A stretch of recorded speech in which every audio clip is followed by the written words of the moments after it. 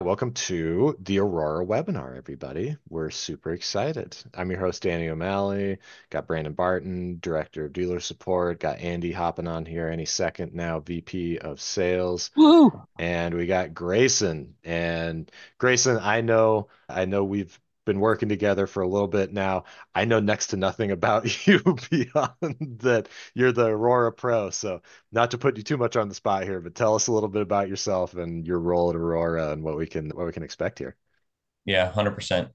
Hey guys, Grayson Rohs. I've been at Aurora for over 4 years now, so I've seen a lot of the post-COVID solar coaster that we're all on. I've been in the CS department the entire time, so CS being customer success. My goal is account management and making sure that folks that have an account with Aurora are successful and are hitting their goals. And so I've been working with the ESP team now for a couple months.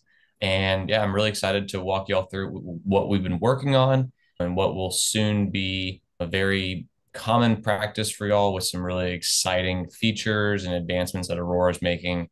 So yeah, should be a really good time.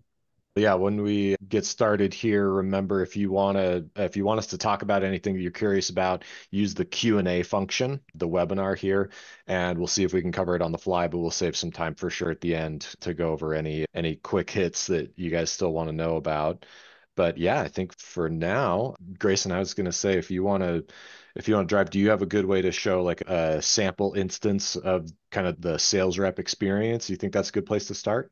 Yeah, 100%. And just to make sure, are we focusing on the infant side of things, or are we just focusing on the overall Aurora sales function, what a start to finish experience would be like? Let's go start to finish because I think that's the really exciting part about this. Just from my experience with Aurora and in a past life in my previous company, if anybody knows the way that Aurora works with like the roof layouts and all the fancy 3D LiDAR and stuff like that, it's gone way beyond that.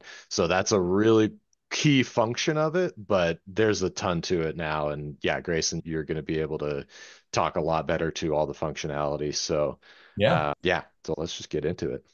Cool. Let's just jump right into an example. I'm going to use one at random. I honestly love doing that because it always keeps you on your toes. So I'm just going to jump into a project that's already in y'all's account. This is going to be what y'all experience when you're in Aurora. That first page we were just on is the overall project list page. Depending on your user level, you'll be able to see a lot of projects or you'll be only able to see your own projects. Just depends on how your user level is granted. And so here we've got a pretty big system. I'm going to focus on more of a standard one. A 55 kW system is actually pretty huge. So let's keep things moderate with one that's just a little bit let's more let's keep typical. expectations in line. Just because you're using Aurora doesn't mean you're always going to sell 50 K-dubs. Exactly. Exactly. So you come in here, this is your project landing page. This is going to be the page where you can include all of the information about the customer before we get into the design. A lot of this will likely be done through our CRM integration, but you'll see that this is where the information lives. Include as much as you can about the customer. You also can see their project address. This looks like a new construction build as well. So we'll get into that once we look at the designs. We have our customer profile information, very straightforward. And here we have our energy usage. So here's where you can come in, you can select the correct solar rate, and you can also include as much energy consumption information that you have about this customer. You can see that somebody came in and included basically the summer months for this customer, which is great. And so we're able to basically project an entire year's worth of usage based on what information we have included. The more information you put in, the better. But even if you only have 1 month's bill in terms of kilowatt hours or 1 month's bill in terms of cost, you can just include 1 month's bit of information.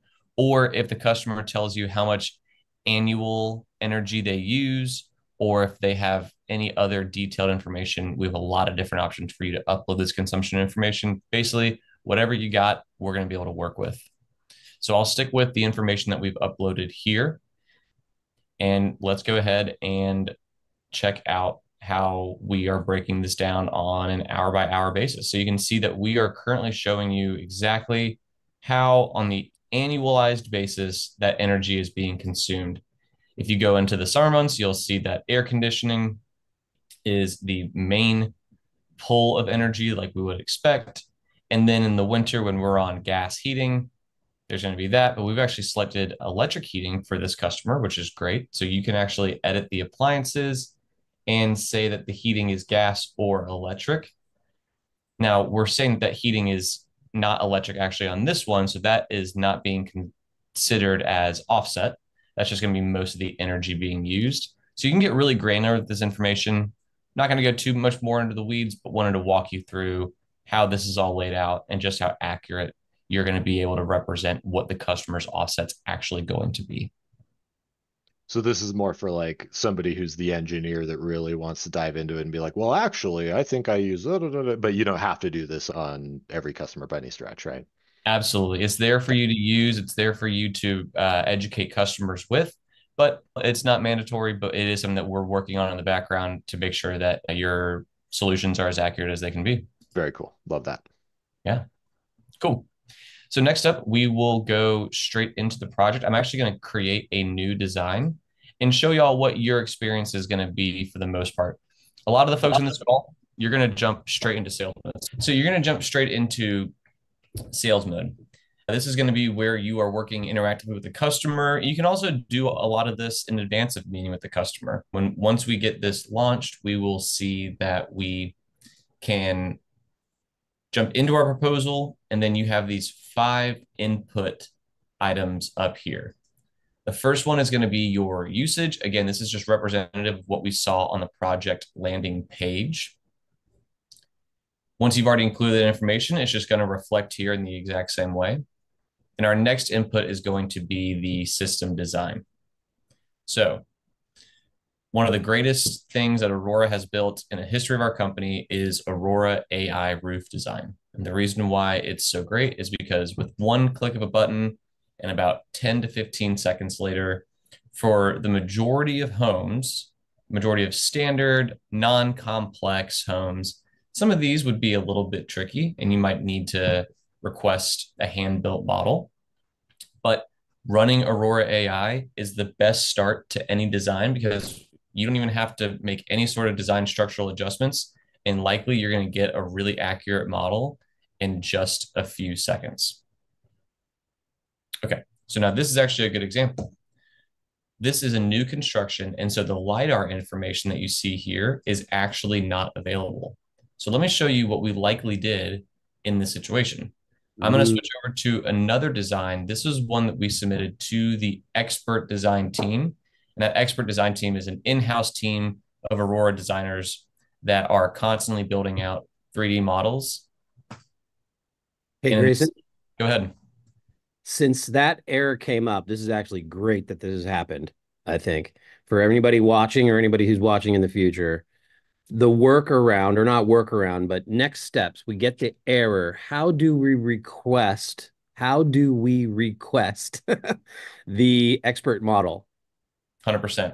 So within that same panel, you're just going to go over to request expert model.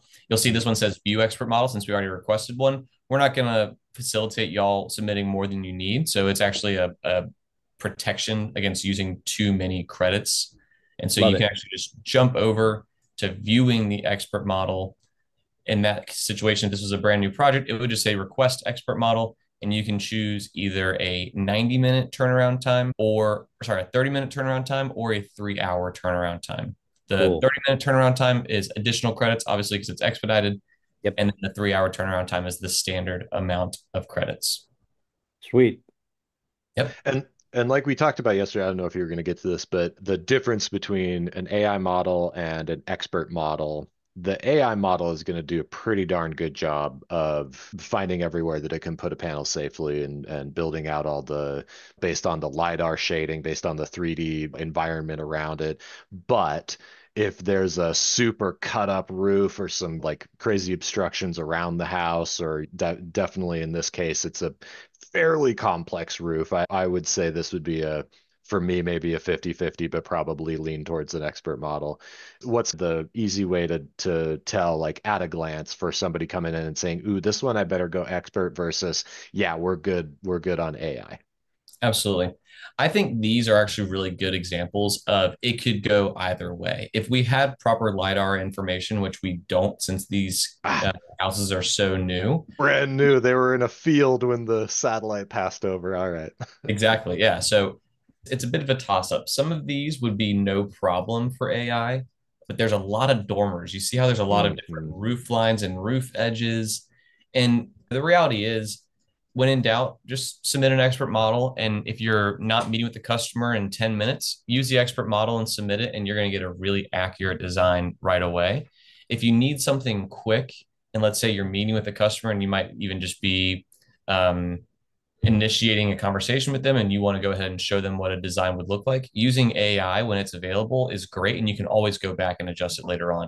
AI, when it runs, is going to give you a B plus every single time. Sometimes it's an A plus and you barely need to make any adjustments, but you're always going to need somebody to finalize and QA an AI design because it's not made by hand. You're always going to Right. want to go back afterwards. But in terms of the initial pitch, it's going to give you a B plus every time that it runs, in my opinion.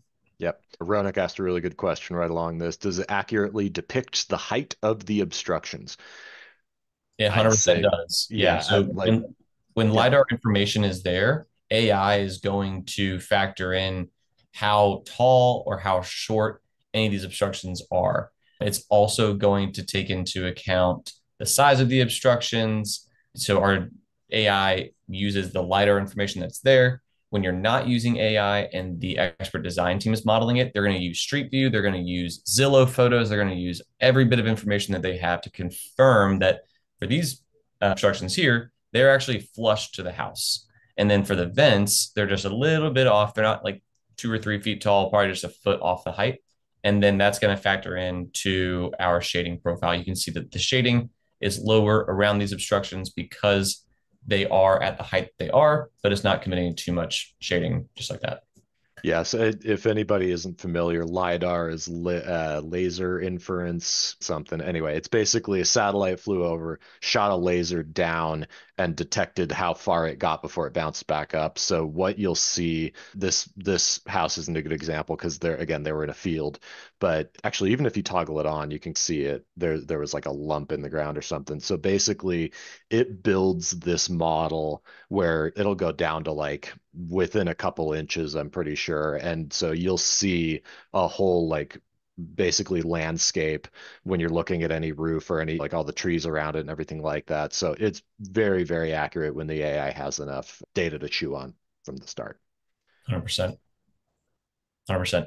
There's a couple questions in the chat. I can answer Juan's. So, Juan, there is the when LiDAR information is available of surrounding obstructions, we're going to be automatically factoring that in. That's going to go for trees, that's going to go for surrounding obstructions. And then when you submit an expert model, you'll notice how our expert design team built this by hand and they included one little ridge over here. That's because that ridge sits a bit higher than the house here. Is it creating any shading? No, but it's there just in case. We're always going to design similarly height obstructions, whether it's a roof or whether it is a tree or anything of the sort, as long as it's the same height or higher. If there's a house nearby that's lower, we're not going to draw it in because it's not worth the time and it doesn't commit any shading. So we are factoring that in on both AI designs and expert designs, and you can rest assured that that is going to be factored in for the shading profile.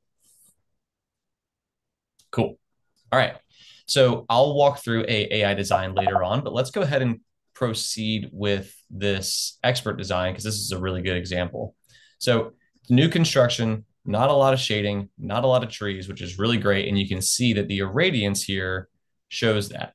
We've got really bright irradiance. And so all we need to do to create our effective panel layout is come in here and choose some panels. We have two options here. I'm going to go ahead with the 410s and I'll choose auto orientation. It'll maximize the square footage available and fit as many panels as you can. And we're going to target 100% offset. And you'll notice that there's going to be panels all over this roof, but only certain ones are activated. And those are going to be what are considered present for the design. But we're going to give you a chance to place panels as much as you want. If the customer wants more offset, if they're willing, if they want to take advantage of, let's say there's optimistic net metering, whatever it is, you're able to do that, but we're going to target 100% offset with the initial panel placement that we are doing here. So like you see, panels everywhere, but only a handful are turned on. Now, again, this is all done with AI, and so it needs human expertise, all of us, to come in here and make it as accurate as it can be. So what I'm going to do is just make this nice and clean. So I'm going to double click this array here, turn those off. I'm actually just going to activate these panels on this roof because this roof face is obviously the best one for us to model solar from. It's directly south facing. You can see on the compass here. And the irradiance, just based on the simple color coding, is the highest. By toggling those panels on, we now have 98% offset, which is great. And so you can get pretty creative with this. Because all these panels are available, they're not active, you have the ability to determine what is going to actually go through. Do you all have panel minimums? Do you need at least 3 panels on one roof face? Let's say that's the case for y'all's design requirements. If so, you can just quickly turn off those 2 panels, and then you could, I don't know, activate another roof face here and just make it so that you know what your design minimums require, and you can take advantage of that by having panels on all these roof faces available for you to design off of. No, Grayson, I would like to encapsulate, like, what is this feature available in sales mode? Because most of our partners and representatives out there selling are going to be in the sales mode only feature, not design mode. This is sales mode. I haven't touched design mode yet. This is all the experience just in sales mode. Design mode is where you can get really granular and you can move things around. But in sales mode, we activate wherever panels could be placed if there's sufficient space, allowing you to determine what can go on so that you don't have to go to design mode and you don't have to make those manual adjustments. That's just later on for the operations and engineers. And that's perfect. Yesterday, you showed us some tips and tricks on how to select all the panels at once or highlight them. We thought that was pretty rad. Could you go through that real quick? Yeah, totally. So like I did over here, you can just double click to turn on an entire array or double click to turn off. And then if you want to activate them by hand, you can click and drag and select whichever ones you want. Same thing for turning them off. Single click activates one panel, single click deactivates another panel. So pretty intuitive, double click gets all of them, and then you can click and drag, and this works perfectly with an iPad in the exact same way. Awesome. Thanks, man. Appreciate that. Yeah. Good question. All right. So let's say we're with the homeowner or we're doing this in advance, we're preparing for it. Let's go ahead and just finalize these panels. And what's going to happen when you see this little purple orientation is we are placing microinverters, which we have pre-selected in the back end, so that we are actually running a full DC to AC simulation, calculating the entire performance simulation that Aurora has. Our Aurora simulation is the most accurate in the industry. It is approved by NREL. It has been since before Aurora even went to market. And so we're taking into account all the potential shading losses, the climate, the weather patterns, all of that. When you see that purple orientation happening, all that's happening in the background to give you a number that you can sell on very confidently. Yeah, if anybody's ever used or looked at Google Project Sunroof, this is that on steroids. And yeah, when we, again, flashing back to when we were first starting to use Aurora way back in the day, we were all geeking out about how when you look at the roof and you run the simulation, it shows the actual, like, the sun path through the sky every day of the year, every possible, like, track of the horizon, all that super, super cool stuff. So this is where, yeah, just like understand that these models that you're going to get out of it are supremely accurate. Totally. Cool. All right, so we've got our panel layout. We're shooting for about 85% here. That's pretty good just for this example. Let's go ahead and click done. When you click done, you'll notice I go back to the landing page. So again, we have these 5 input items up top. These are all the things that are needed to just build out a solar deal. So you have your energy consumption, you have your system design, and then you have your storage. And now the great thing about these input items is that it's all in the presentation itself, right? So we have our consumption information here. which is this input item. We have our solar design, which is this input item right there. We have our storage, which is the next input item here. Storage is a super powerful item in Aurora. And based on the utility rate that you've selected, it's going to model how effective storage is going to be. If you're going to select energy arbitrage, we're going to factor in when there is the most opportunistic times to send your stored energy back to the grid. For this project in Texas, I'm not sure it's a huge energy arbitrage market. A lot of it's in like California and farther out west. For this one in Texas, you're seeing that there's really no specific advantage to selling energy back to the grid. So in this case, this would be a great backup option. Having an IQ8 5P, a 5 kilowatt hour battery, you're going to be able to see exactly what the customer's storage backup experience is going to be. And if there is a market that you're operating in where the buyback rate is super low and the customer wants to take advantage of excess stored energy and sending it back to the grid, that's when you would use something like self-consumption. Again, it's all dependent upon the utility rates that are there, but as long as you select the correct utility rate in that market that has pretty opportunistic buyback, that's going to be when you start to see some serious benefit here. But because we're still below 100% offset, I think a backup option here is going to be the most effective. And you'll see that the cost is already brought in and all the metrics specifically about storage are included. Cool. So that's our storage function there. As we continue going down here, you're going to get the details about the storage based on what you select. You have your sustainability metrics. And then you come down here into your financing section. Now, I'm probably not going to be able to show the full financing Infin experience because I don't have a Infin account, but this is where you're going to come in and be able to select your Infin products from this drop-down menu here, and it's going to walk you through that entire experience. For those of you that know how PPAs work, this is very straightforward. Yeah, we're in the process of bringing on all of our financing, PPA, all that good stuff, right? Totally. Yeah. So that's super easy to use, guys. Once you hit that drop down, you'll see just like how Grayson has it right here, where there's like dividend, Goodleap, Mosaic, whatever, Lightreach, Enfin. You'll be able to choose those things within there. If you choose Enfin, it takes you right to their drop down. You have the 0%, the 99, the 199, the 35. If you choose Lightreach, it actually has a couple questions that it asks you. You'll see the error that Grayson has because he's probably not set up with it yet. Each team has to be individually set up, so we're going to do that on our end for you guys. But it's actually super slick. It's really easy. It gives you the full kilowatt hour price, PPW, and monthly payment in a real easy drop down.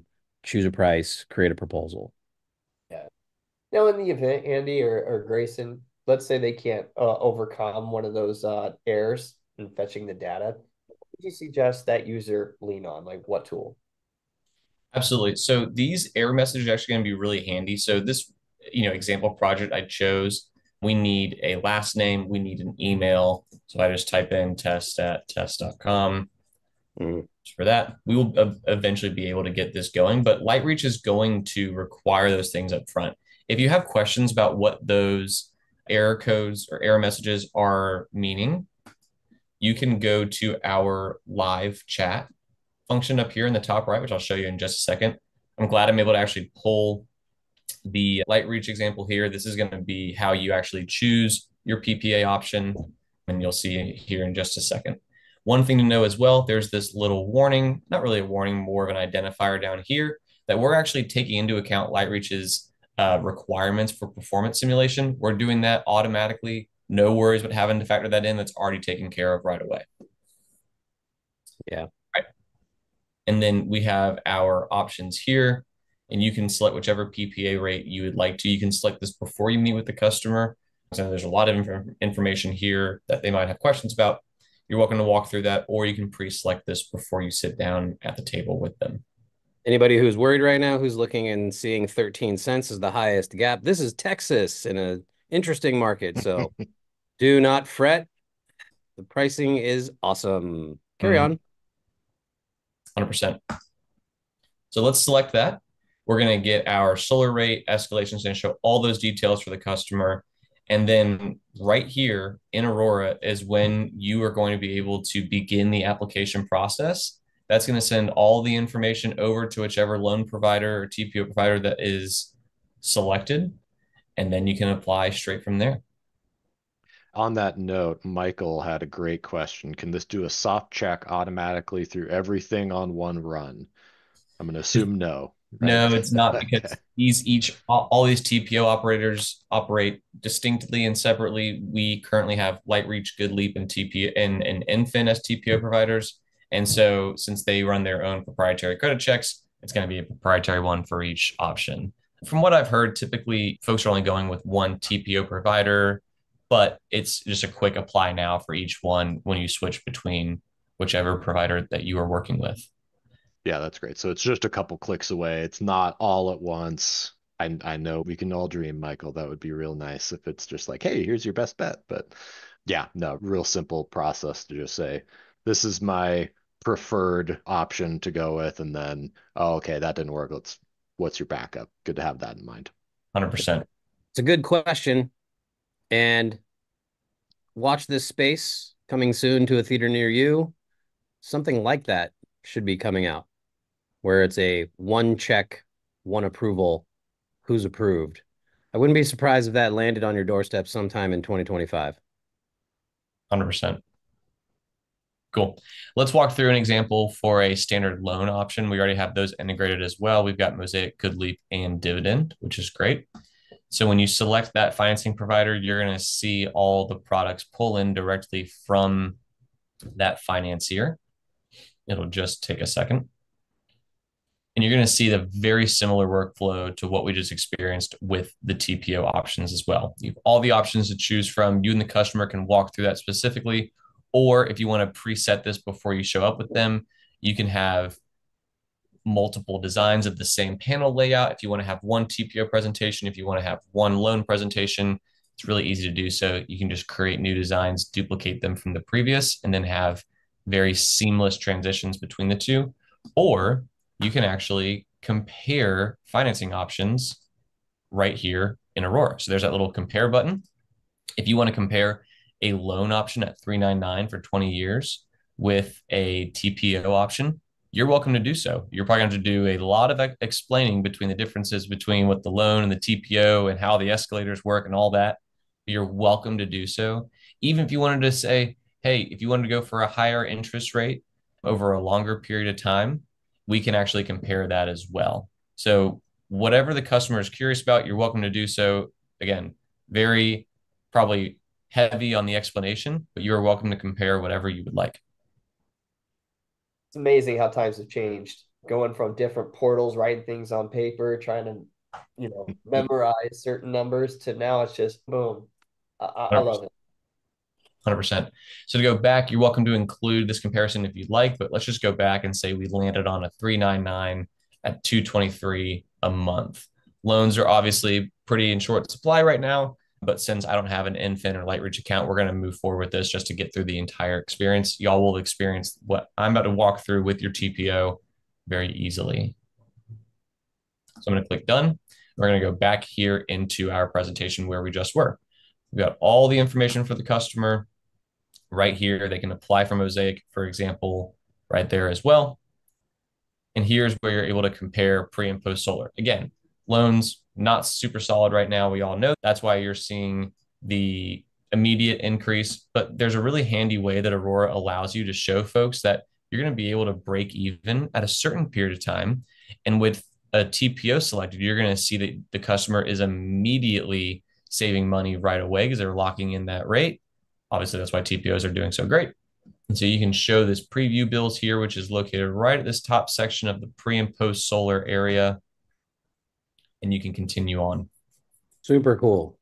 Yeah, love this. Absolutely. One really handy thing as well is that if there's any information, once you get familiar with the Aurora proposal, if there's anything that you want to specifically include or specifically not include, let's say you're really not selling on an immediate saving right away. If you want to actually just like bypass this compare pre and post solar, and you just want to secure the customer on locking in their monthly payment, you're welcome to do that. And you can edit any of those pages by toggling them on or off should you want to focus on anything specifically. We have the full breakdown of the system summary, all of the information and the components that are being used. And then we're good to go right there. Pricing is already set by default, and you'll notice that all the information from the loan is being included. We have automatic adders that are coming in based on the information that is being selected on the project. And you can see whichever ones are being applied just by clicking on this. And then from this point, you're ready to move forward. You can send the information to whichever financier that you are using. And last but not least, we are able to sign agreements. If you need to submit for HOA docs and then submit your home installation agreements, you're welcome to do those right here as well. You can select them. You need to bring in the homeowner sales rep information. Just type that in specifically. And then this last section here is actually just a CC. So all you need to do is just copy and paste the email attachments at joinesp.com so that it goes straight to the support team. Once you bring in the customer's information, we're going to use my information for this one. You'll be brought right into the agreement to secure a couple things before sending it out for signature. You'll notice that information is automatically being brought in to the contract. So we have the total system price for this loan option.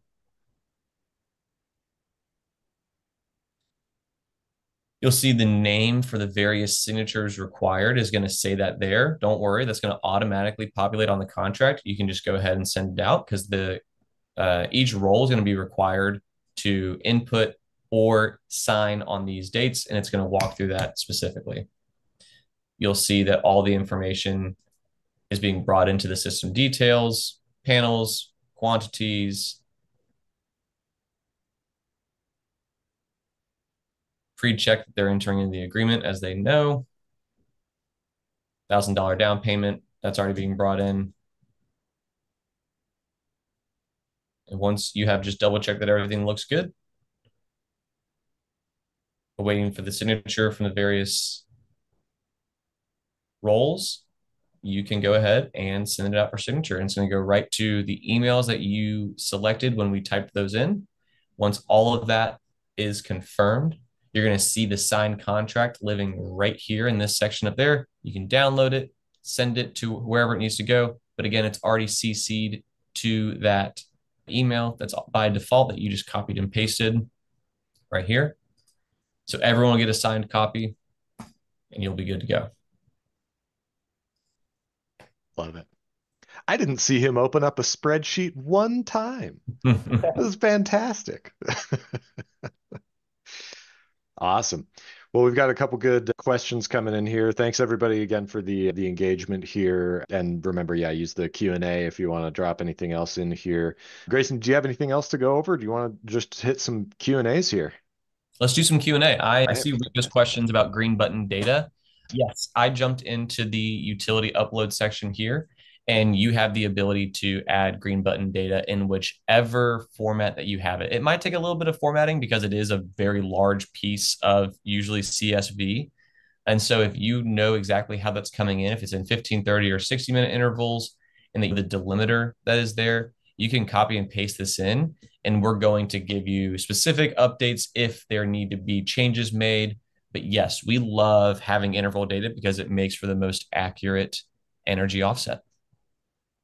Yep. Like we showed early on, it was you had the ability to do some of those, the adding the extra stuff like for the engineer guy or whatever. But if you've got that data to preload, that'll fill that all into a good degree that you don't need to do any of that manual stuff, right?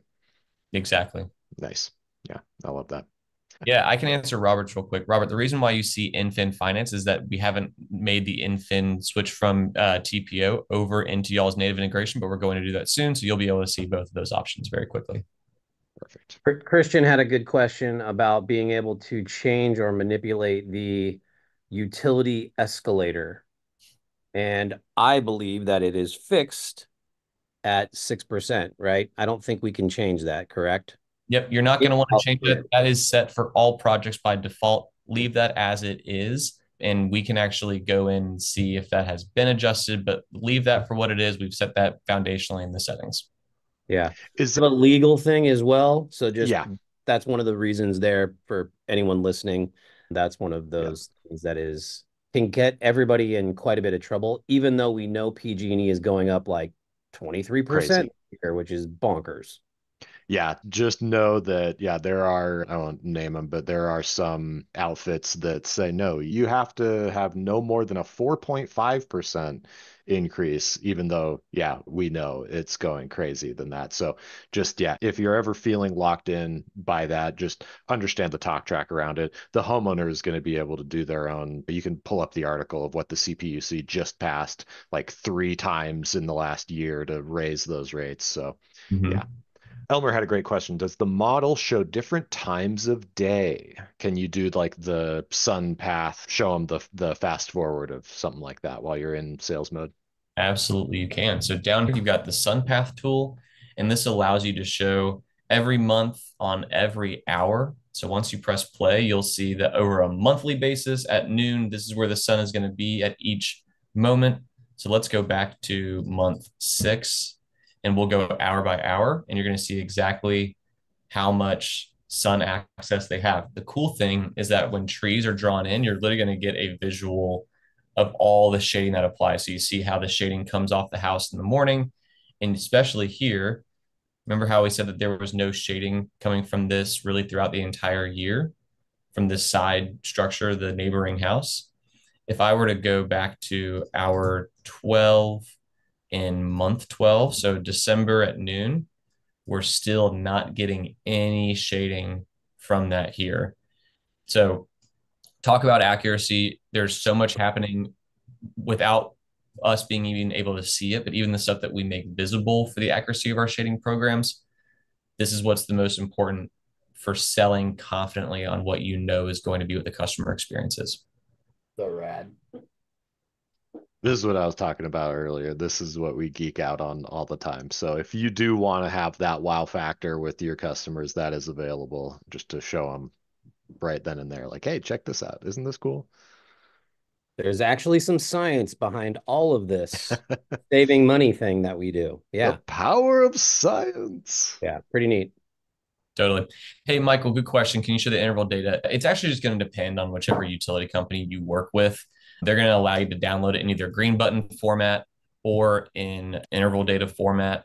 And so it really just depends. There's not one really great way, but we have a lot of really helpful information on our Help Center articles about interval data and what's the best way to format it.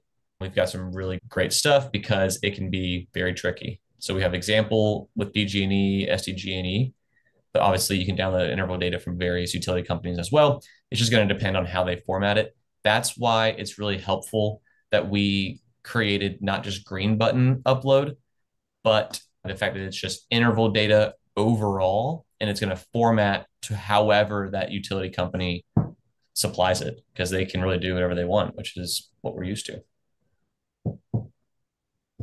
Speaking of that, reminded me, what is, or is there, I forget what you guys call it. Is it like Aurora Academy? Do you have training videos? Is that, how do people get into that and start seeing? Oh, Absolutely. there it is, Aurora Academy. This little life jacket, life vest up here is going to be a really helpful resource center for you all. So this is where you can live chat with our support team. One of my favorite anecdotes to say is that our live chat is wonderful because this was my first job at Aurora, was manning the support team and working the live chat function. So it's a lot of Graysons working there. We've got folks at different tiers that answer quick questions. If we've got really complex questions, we've got folks that are solving problems on chat all day long. If it's a really tricky thing, we will probably have to end up creating a support ticket afterwards. But 90% of the questions that you have can be quickly answered from our live chat, actual human responses. That's a really helpful thing. So you click live chat, it pops up right here. It doesn't close out as you move through the program, and you're able to consistently communicate with our team about whatever questions you have. Longer form training is going to be on Aurora Academy. Thank you all for bringing this up. If you have an Aurora account, even if you don't have an Aurora account, you're able to log into Aurora Academy and go through all of the on-demand trainings that we have built out. My teammates are the folks that are the ones you're going to hear on this. This is made by Aurora employees with Aurora experience, going through exactly what sales reps, sales managers, design, engineering, plan sets, everybody goes through on a daily basis. And you'll see that all of this is available for you whenever you're ready. It's all on-demand trainings. You don't have to wait for a webinar to start. You can pause, you can go back, you can have your project open side by side and get really effective, immediate training whenever you're ready. Super cool. Yeah, love that. In fact, all of your resources are current and up to date. I've been in other training resources where it's like that's not active any longer. So you guys are on top of it. Love it. Totally. Appreciate that. Cool. Hours of the chat. Good question. Chat is available a lot. It is actually.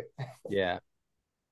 We've got folks working tons of different time zones. I think it's like a 9 to 9, right? Or an 8 to 9 or something like that. PST. I think it is. Let's see. You can always email support, and then our support team are answering chats from 6 a.m. to 9 p.m. EST. 6 to 9 EST. Okay. So Yep. 6 p.m. Pacific time. Exactly. But again, we're always answering support tickets. And so while the chat function might be not available after 6 p.m. PST, you can still reach out to support at aurorasolar.com and you should get a response within 15 to 20 minutes. Cool. Good to know. Everyone hear that out there. Absolutely. I feel good about what we were able to cover today. Again, there's so much going on here. And the great thing is that sales mode has been such a win for solar salespeople using a really powerful platform because it simplifies the entire process into you only having access to what you need to get deals out the door. There's a lot else happening in design mode and on the back end, but what we're focused on here is sales mode and building accurate, honest designs the first time. And so what I would recommend now that we have had this webinar and y'all have had a chance to see this is once you have access, sign up for Aurora Academy, walk through the sales mode product overview and the sales mode 101. That's going to give you a really good foundational understanding of the entire program that you're going to experience, and you'll be ready to confidently sell with Aurora. Amazing. Sweet. Yeah, again, just to reiterate, Aurora's been around for a while. They've been refining this technology for so long, and they have, yeah, like you just said it, the sales mode is such a great way to take all of that power, but condense it into something that you just have what you need. You can even trim it down to be even less if you want to get really focused on the proposal side there. And yeah, we're really excited to roll this out to everybody. We've answered it in the Q&A a few times, but our goal is having this in everybody's hands no later than November 1st. We will be getting, yeah, people in as quickly as we can, still plugging in a few of the things behind the scenes, pulling some levers, throwing some switches, but good stuff. Really exciting. Okay. Thanks so much, Grayson. Really appreciate your time today. And yeah, if anybody has any other questions, let us know. We'll try and do at least one more round of something cool when we can get more of a hands-on experience for everybody prior to the rollout. But yeah, stay tuned. Watch this space. Thanks, everybody. Appreciate all the engagement, and we'll talk soon. See y'all. Yeah. Bye. Take care. Yeah.